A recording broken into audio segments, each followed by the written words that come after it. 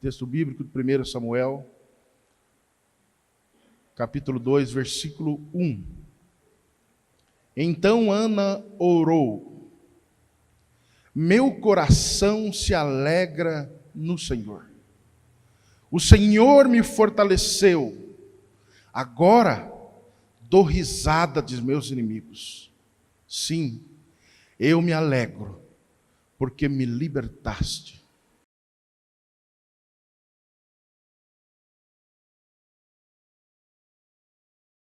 Senhor, eu oro esta noite que o Senhor fale aos corações de cada um aqui esta noite, dessas mulheres e dos irmãos, nós que aqui estamos, possamos, diante dessa palavra, termos consciência da importância e do prazer que é ter a mulher.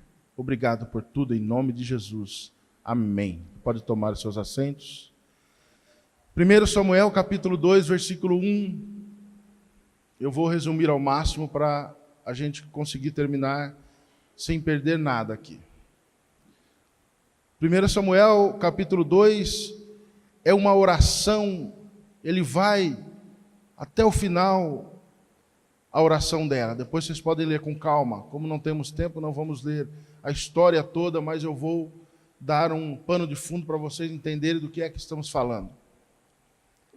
Esse versículo começa com a oração de uma mulher chamada Ana, mas essa oração é uma oração de alegria, ela está exultante diante de Deus. Ela está alegre. É um dia de alegria e de resultado de um tempo de tão grande sofrimento e de uma realização de um sonho esperado por ela. Mas a vida dela nem sempre foi assim. Nós lemos esse versículo dessa oração de gratidão ao Senhor, por Ele tê-la respondido, por Ele tê-la atendido, e ela está feliz. Ela está dizendo: meu coração se alegra no Senhor. Em outras versões ela vai dizer: a minha alma se alegra ou engrandece ao Senhor. Tamanha alegria de um sonho realizado e de um tempo de sofrimento que se encerrara para a vida dessa mulher. Essa mulher era esposa de um homem chamado Eucana, que na sua tradição, na sua cultura, era possível a poligamia. Um homem poderia casar com mais de uma mulher. E Ana era a segunda esposa, era a primeira esposa de Eucana, mas ele tinha uma outra esposa, chamada Penina. E o problema maior dessa mulher chamada Ana era que ela não tinha a alegria de ser mãe. Ela era estéril. Ela não podia ter filhos.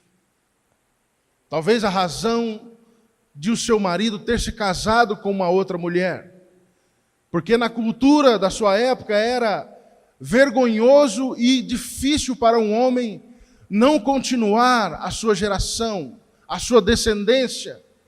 E quando a mulher não podia ter filho, ele poderia casar-se com outra mulher para continuar a sua geração, para que essa mulher possa ter filhos dele e continue levando o seu nome adiante em outras gerações. Pode ser essa a razão, não sabemos, mas era possível a relação entre um homem, ele podia se casar com duas mulheres. E na sua cultura, na cultura onde Ana vivia, uma mulher que não podia ter filho, era vergonhoso. Vergonhoso. Hoje, algumas mulheres mais modernas, por causa da sua escolha de vida, do seu contexto de vida, opta por não ter filhos. Muito bem, é melhor do que você ter os seus filhos e eles viverem de qualquer maneira, você não ter como ser uma mãe que dê carinho, amor, disciplina, esteja junto, acompanhando. É possível. E há maridos que concordam e as suas vidas são felizes. Na minha opinião, futuramente deve ser muito triste, porque eu penso na minha casa cheia de gente. Eu tenho 3. São muito bonzinhos, então provavelmente não terei muitos problemas. O de vocês é terrível, então vocês vão sofrer mais. Mas é bom a casa cheia de gente, não é verdade?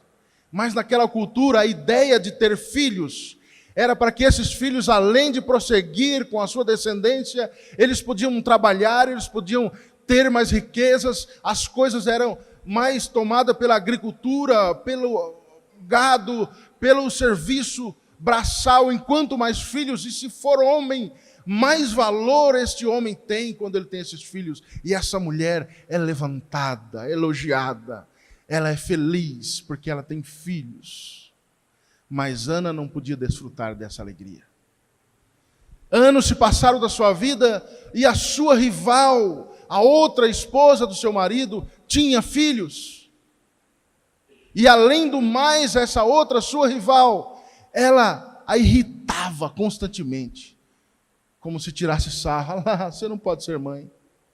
E era uma vergonha para ela. No decorrer dos anos, aquilo foi acabando com aquela mulher. A tristeza dela. Ela tinha um sonho de ter um filho. Sabe, de acabar com essa intriga, desse sofrimento, esse desprezo. Todos os anos, como de costume, eles iam aonde estava o tabernáculo em Siló e oferecia sacrifícios com sua família, como era hábito deles, todos os anos. E todos os anos era a mesma coisa. Aquela mulher irritava Ana, talvez tirando sarro dela, perturbando, e ela já não aguentava mais. E os anos foram se passando. A angústia de não poder ser mãe, a tristeza de não poder ser mãe, era o sonho dela. Eu não sei qual é o sonho de algumas mulheres aqui hoje, mas talvez por eles terem sido sufocados, você ainda sofre por isso. Mas o Senhor quer confortar o seu coração e trazer esperança. Todos os anos Ana sofria com isso. Certa vez ela foi, enquanto o marido oferecia sacrifício, ela estava chorando, desconsolada, e o marido amava Ana. O texto diz que ele amava ela mais. Ele amava demais. Mas ela sofria, não estava realizada. E sempre que ele oferecia sacrifício, parte daquele animal que era sacrificado, parte daquela carne, eles comiam, ele servia porção para os filhos, para outra esposa, mas o texto diz que ele amava tanto a Ana, que ele pegava a melhor porção, a maior, sabe, ele escolhia a melhor, e oferecia para Ana. E nesse dia ele foi oferecer para sua esposa o melhor, sabe? E ela chorava angustiada. Aquilo não era a satisfação toda da vida dela. E ele disse para ela: mas não é possível, você está tão triste, chorando. Não sou eu o marido melhor do que muitos filhos para você, eu te amo. Mas aquilo não a satisfazia, sabe? Muitas mulheres sofrem, algumas coisas são oferecidas, você ganha algumas coisas na sua vida, mas aquilo que você sonhava, que você queria, que foi sufocado talvez na sua infância, eu não sei quando, da sua vida, por um casamento mal feito, por uns pais que não te cuidou bem, por alguma coisa que te sucedeu, aquele sonho foi sufocado, sabe? Foi massacrado, e você não tem alegria, as coisas chegam até você, ofertas de coisas boas, mas aquilo que você não conseguiu realizar te traz dor e sofrimento. Quantas mulheres vivem assim sofrendo? E imperceptível aos olhos do esposo, dos pais, dos irmãos, dos amigos e até da igreja. Era assim que Ana estava vivendo. O melhor que o seu esposo poderia dar, o amor, ainda lhe faltava a alegria de ser mãe. E aquele dia ela foi para o tabernáculo, se colocou de joelho e orou longamente. Ela derramou o coração diante de Deus. Sabe? Às vezes você precisa fazer isso. Ela derramou a sua alma. Ela chorava muito. Ela não tinha palavras nos seus lábios. Sabe, às vezes você não tem palavras para dizer. Você chora sozinha, em silêncio. E você, quando vai orar, nem as palavras te saem da boca. Você chora. Mas o Senhor diz o seguinte: quando não houver palavras para você orar, o seu sofrimento for tão grande, o Espírito Santo intercede por você com gemidos inexprimíveis. Ela estava só chorando, compulsivamente, de tal maneira que o sacerdote Eli, sentado na sua cadeira à porta do tabernáculo, olhou para Ana lá orando, e ela tremia os lábios, e não saía nada de palavra. Ele chamou a atenção dela, porque ele imaginou: essa mulher está bêbada, só pode, o que ela está fazendo não é racional. Ele chamou e disse: mulher, aparta de ti o vinho, deixe de beber. Você está dando azia aqui no templo, como se dissesse assim. E ela, toda calma, depois de derramar o coração diante do Senhor, disse: a tua serva está amargurada e aflita de coração. Não te tenha a tua serva como uma mulher qualquer. Eu não estou bêbada. Eu estou aflita e derramando o coração diante de Deus. Então ele abençoou Ana. E ela foi embora. E o texto continua narrando, dizendo que no outro dia ela levantou e já não havia tristeza no seu rosto. Sabe, às vezes você precisa derramar o coração diante do Senhor. E ela não comia há dias, mas ela levantou, comeu e já estava feliz, porque ela tinha certeza que a bênção do Senhor viria sobre a vida dela. É assim que eu gostaria que vocês, mulheres, saíssem daqui hoje. Sabe? Aquele semblante de dor, de tristeza, ficará hoje aqui. E você vai acordar amanhã com um sorriso nos lábios, confiante de que você ainda não pôs a mão. Sabe como é? Questão da fé, que você já sabe muito bem. Você ainda não apalpou, mas já é seu, em nome de Jesus. E eu quero destacar aqui, nesses poucos minutos, 3 coisas, 3 atributos, 3 qualidades, 3 coisas maravilhosas na vida de Ana, que você pode aplicar na sua vida, como mulher, e a partir de então ser tão feliz como ela foi nesse versículo 1, dizendo: meu coração se alegra em Deus, meu coração exulta de alegria. Sabe? Depois daquela oração, daquele voto que ela fez a Deus, ela colocou seu coração diante do Senhor, disposta, e disse ao Senhor, enquanto orava lá no templo: se o Senhor me der um filho, eu vou oferecê-lo ao Senhor por todos os dias da sua vida. E ela teve o seu filho, e deu o nome deste menino de Samuel. Sabe? Samuel foi um grande homem, um grande juiz, um homem extraordinário. Você lê o Antigo Testamento e Samuel está por toda parte.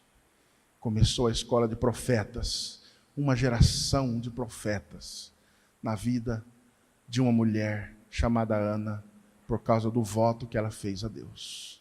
E nesse versículo 2, ela está cumprindo o seu voto, e a sua alma está tão alegre, que ela volta a orar outra vez, exultante diante da bênção recebida do Senhor.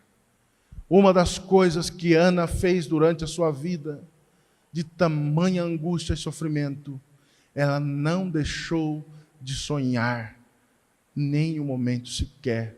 O seu sonho ficou com ela, e ela viveu todos os dias para realizar o seu sonho de ser mãe. Nunca deixe de sonhar. Ana sonhava e o sonho dela era ter um filho. Mesmo sendo irritada pela sua rival, mesmo sem ter esperança alguma, ela nutria esse sonho de tal maneira que as outras coisas já não eram tão agradáveis, nem o amor do marido, nem a oferta que o marido pegava a melhor parte para ela, era suficiente para alegrar o seu coração, porque o sonho dela ainda estava por ser realizado e ela vivia para cumprir e realizar este sonho de ser mãe. Ela não deixou de sonhar. Quantas mulheres deixou de sonhar? Quem tem sonhos aqui? Você não pode deixar de sonhar. E eu vou dizer mais, se você não tem nenhum sonho, busque no fundo da sua alma, para ver se esse sonho não está sufocado pelas coisas que aconteceram na sua vida. Você precisa sonhar. Ah, mas é impossível, mas o que eu estou querendo é uma bobagem. Para você é bobagem, para Deus é muito possível. Não deixe de sonhar. Nunca deixe de sonhar. E os seus sonhos serão nutridos. Você vai acordar de manhã, continuará a sua vida, mesmo com tempos difíceis, mesmo com dias ruins, mas o seu sonho se manterá no seu coração e você vai olhar para ele com esperança de realizá-lo. Ela não desistiu de ser mãe em nenhum momento. E a sua rival a irritava todos os anos a mesma coisa. E ela continuou sonhando. A impossibilidade na vida de Ana não destruiu o seu sonho. A impossibilidade não fez com que Ana deixasse de sonhar. Sabe como é? Mesmo sabendo que ela não podia ter filho, que ela era estéril, não era possível, era irreal. Se hoje a medicina mais avançada do que está, mulheres com esse problema, muitas vezes não conseguem ter filho, tem que buscar outros meios. Imagina para aquela época. E mesmo com a impossibilidade da sua situação, ela não deixou de sonhar. Sabe o que é isso? Eu não sei o que foi que houve na sua vida para trás. O que foi que fez você, mulher, deixar de sonhar, sufocar o seu sonho? Talvez um abuso na infância, não sei. Talvez a família, com um olhar, uma cultura machista, um jeito diferente de olhar para a mulher, e o seu sonho talvez era extravagante demais para eles. Sabe como é? E sufocou você. Não sei quando foi, na sua infância, e você sofre até hoje. Você já não pensa nesse sonho como algo possível, ficou enterrado lá atrás como uma mera lembrança. As músicas te lembram, a conversa te lembra, as coisas que você vê te lembra, e só te traz dor e sofrimento, porque você não acha-se capaz de realizar esse sonho. Muitas mulheres sofrem com isso. Mas Ana, mesmo sabendo a impossibilidade de ser mãe, continuou com esperança em seu sonho ser realizado. Quantas mulheres sofrem de depressão, desencadeada por coisas que aconteceu lá atrás na sua infância? Teremos uma série de, talvez mais de uma aula sobre depressão, sobre coisas que acontecem na sua vida. Não perca a escola dominical. Sabe, essa tristeza profunda, algo que está na sua alma.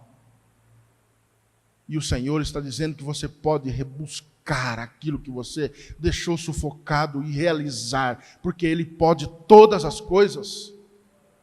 E você, mulher, não precisa passar a sua vida sofrendo de tristeza por causa de uma coisa que aconteceu lá atrás, um sofrimento de algo que sufocou o seu sonho. A impossibilidade não fez com que Ana deixasse de sonhar. Sabendo da sua infertilidade, ela poderia ter desistido de sonhar, mas ela queria um filho. E ela orou ao Senhor, porque ela queria um filho. Quantas mulheres desistem de seu sonho, porque julgam impossível? Sabe? Aquele sonho que você tem e os outros, e você conta para alguém, tiram um sarro de você, sabe? Mas isso aí você não vai conseguir realizar jamais. Ixi, imagina, nem é seu perfil. Precisa de dinheiro para realizar isso aí. Imagina, precisa de apoio. Você nunca vai realizar. E você foi ouvindo essas coisas e foi sufocando a sua alma e deixou de sonhar. Eu não sei o que aconteceu, mas os seus sonhos podem ser reanimados. E você vai sair de hoje daqui uma mulher sonhadora, sabe? Feliz, pensando que é possível realizar o seu sonho. O tempo não fez Ana desistir dos seus sonhos. A sua rival já tinha filhos, os anos se passaram. Eu não sei qual era a idade, mas a impossibilidade cada vez aumentava. O tempo já não fazia ela desistir, por mais que os filhos da sua rival cresciam, e a impossibilidade era mais real para a sua vida, mesmo assim ela continuava sonhando. Talvez diziam, você já é velha, talvez diziam, você já não é capaz de cuidar de um filho, mas ela continuou sonhando. O tempo, irmã, não pode fazer você desistir do seu sonho. Você não conseguiu e agora a idade chega, as pessoas tiram sarro. Você vai fazer isso com essa idade? Se enxerga. Por que não? Você é muito capaz. Você é mulher. Mulheres foram escolhidas a dedo por Deus e mudou gerações. Sabe como é? Não se ache inferior, não se ache desprezada, não se sinta menosprezada, não se sinta incapaz por causa da sua idade. Levante-se, tome coragem, pegue os seus sonhos que está sufocado e fale, eu vou conseguir realizar, porque o meu Deus é mais poderoso e mais forte. Nada pode sufocar os seus sonhos. Ana seguiu sonhando. A outra, os filhos já estavam crescidos, e ela tirava sarro, mas ela disse, eu vou ser mãe. Se colocou diante de Deus, rasgou a alma. Senhor, me dá um filho.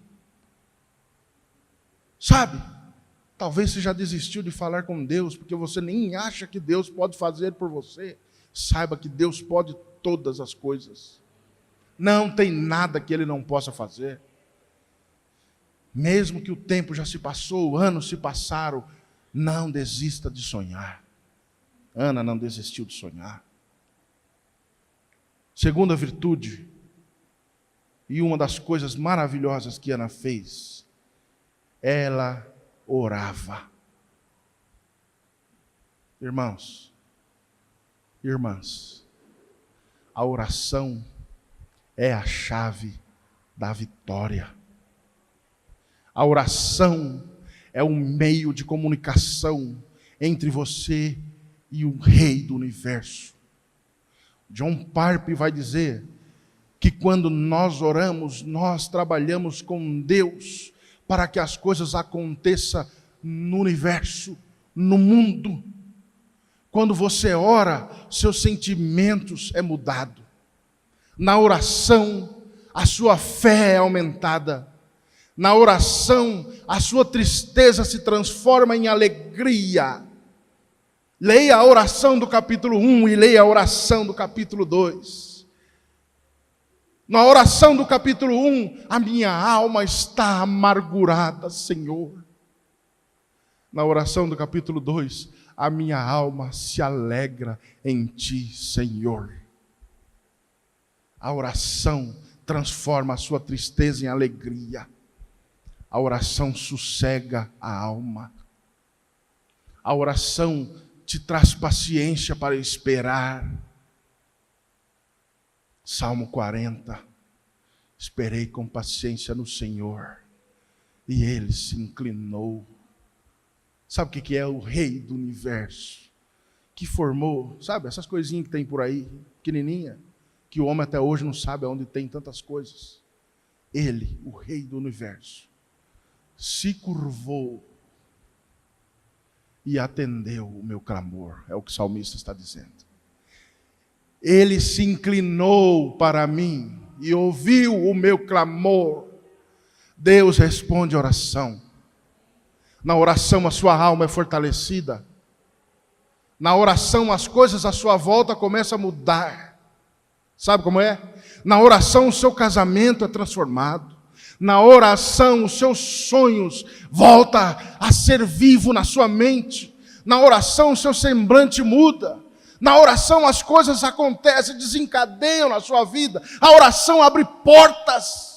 A oração muda a sua vida. A oração mudou a história. A oração fez fogo cair. A oração fez a lua parar, o sol parar. Na verdade, o universo parou. Quando o homem se colocou diante de Deus, Josué, e orou e pediu ao Senhor: eu preciso de mais tempo. O Senhor parou o universo para ele. A oração é poderosa, irmã, na sua vida.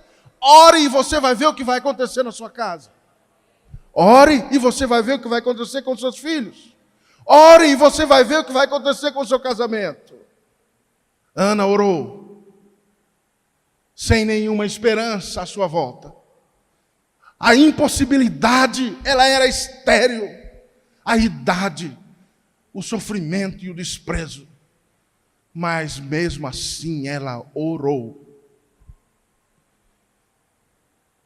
Ela orou perseverantemente. Ela não saiu de lá. Quando você continua orando, não desiste. Sabe, às vezes as coisas vão mudar e você desiste de orar. Ela continuou a orar. E aí, sabe o que a oração faz? A oração alinha a sua vontade com a vontade de Deus, que é soberana e perfeita. Aí nada mais segura. Ela orou, derramou seu coração diante de Deus. E então, em meio ao tempo de oração, ela não desistiu. Ela falou: agora eu estou disposta, Senhor, a oferecer o meu filho por toda a vida ao Senhor, se o Senhor me der o filho. Sabe? Ela já estava disposta a servir a Deus com tudo que era mais precioso para ela, o seu filho. A oração se alinhou com Deus, de tal forma que ela saiu de lá e no outro dia ela se levantou robusta, alegre, com um sorriso nos lábios. Ainda não tinha recebido, mas já estava feliz.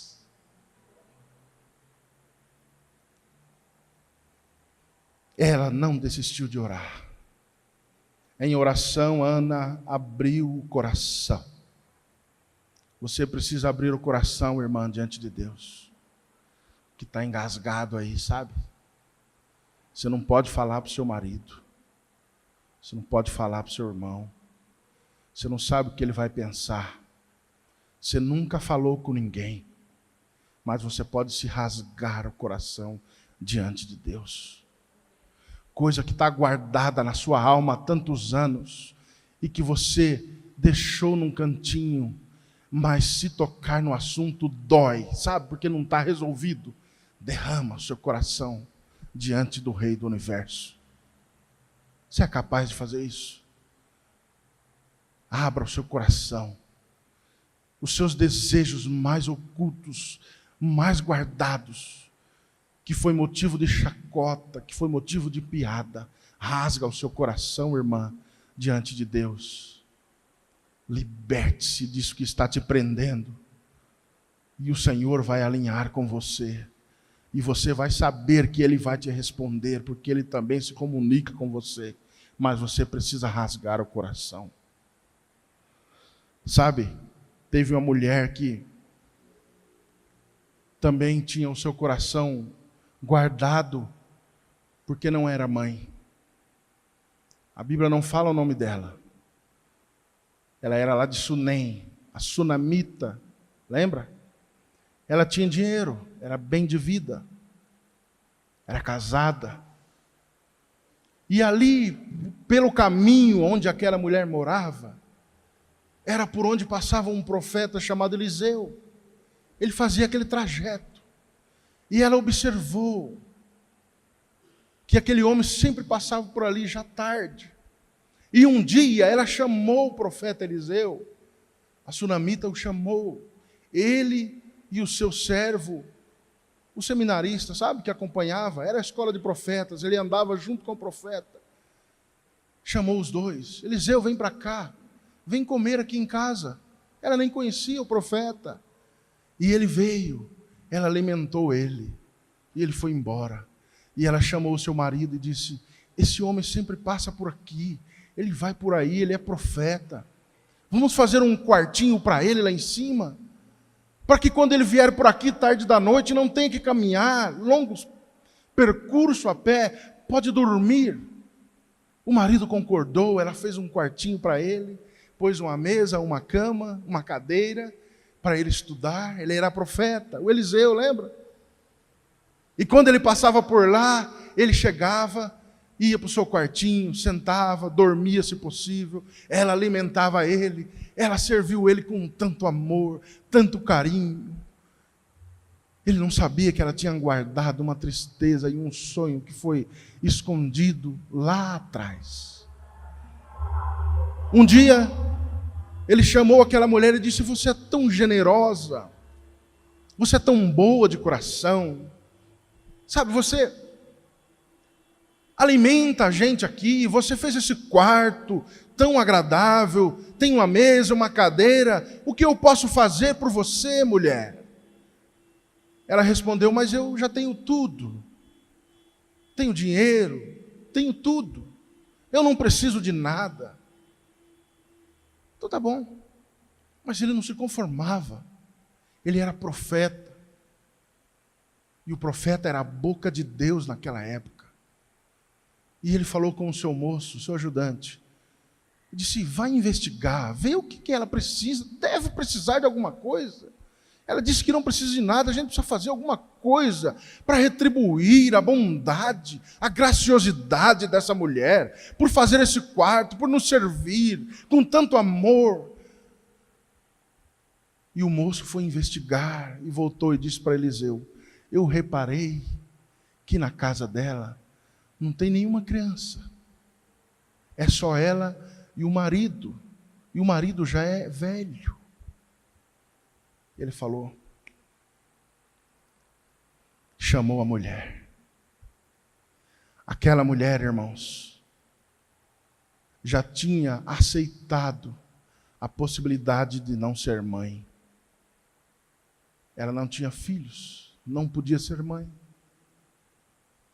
Ela já tinha guardado aquilo, sabe, aquela dor que ficou guardada? Ela deixou, ela aceitou, deixou como estava. O marido já era velho, não sabemos a idade dela, mas ela não tinha filhos. E o profeta chamou ela e disse: ano que vem, por esses meses, você vai segurar nas suas mãos um filho. Aí ela rasgou o coração, como Ana fez aquele dia lá no templo. Não faça isso com a tua serva. Porque a dor de não poder ser mãe, ela já tinha tentado deixar para trás. E ele disse: ano que vem você segura um bebê nos teus braços. Rasga o seu coração como Ana fez, em oração. Não tem nada que o Senhor não possa fazer. O Josué precisou de tempo e o universo parou. Então aquilo que você pensa que não tem jeito, não é nada para o Senhor. É muito bem possível para Ele resolver isso rapidinho. Você precisa derramar o seu coração diante do Senhor. E a oração trouxe a ela certeza de que ela conseguia realizar o seu sonho. Ela levantou, feliz, comeu, e o texto vai dizer que ela teve relação com seu marido e engravidou. No outro ano ela não foi para o tabernáculo. O neném era recém-nascido. Talvez, se a idade de tirar o neném, de desmamar, era a média de 3 anos, quando ela voltou, que é essa oração que nós lemos aqui do capítulo 2, a criança já deveria ter uns 3 anos. Imagina a alegria dela. Eu queria que você imaginasse. Ela indo outra vez, como fazia todos os anos. Mas agora, ninguém a irritava. O filho já tinha 3 anos, já ia caminhando, correndo. E ela chegou, eu não sei, irmãos, como ela estava. Mas pela oração dela, a gente imagina a felicidade, a alegria de Ana. O menino chegando, eu não sei como ela fez. O povo todo ia, era costume ir oferecer sacrifício, sabe? Lá no tabernáculo, todo o povo estava lá. Eu não sei como ela fazia, mas ela chegava, ó, esse é meu filho. Samuel é o nome, meu filho, sabe? Samuel, ele é o Samuel. É o meu filho, olha, é o meu filho. Samuel, lembra, eu não podia ter. Ele é o meu filho. Eu realizei o meu sonho. E a alegria no rosto, pela oração, você imagina a alegria. E o menino corria, ela vem aqui, Samuel. Eu não sei como era, irmãos, mas devia ser uma alegria pela oração dessa mulher. Ela dizia, a minha alma engrandece ao Senhor. Olha aqui, irmã, olha meu filho, Samuel, o Senhor me deu. Lembra do meu sonho, lembra? E a maior alegria. Ela orou. E a hora que ela foi falar com Eli, o sacerdote, ela disse, o senhor deve se lembrar de mim. Lembra que eu estava chorando, o senhor achou que eu estava bêbada? O Senhor respondeu a oração. Samuel está aqui, eu vim oferecê-lo como prometi ao Senhor. Ele vai ficar aqui, vai servir ao Senhor. A alegria estava estampada no rosto de Ana. Ela não desistiu de sonhar. Ela orou, a minha alma exulta em ti, Senhor. Fique de pé.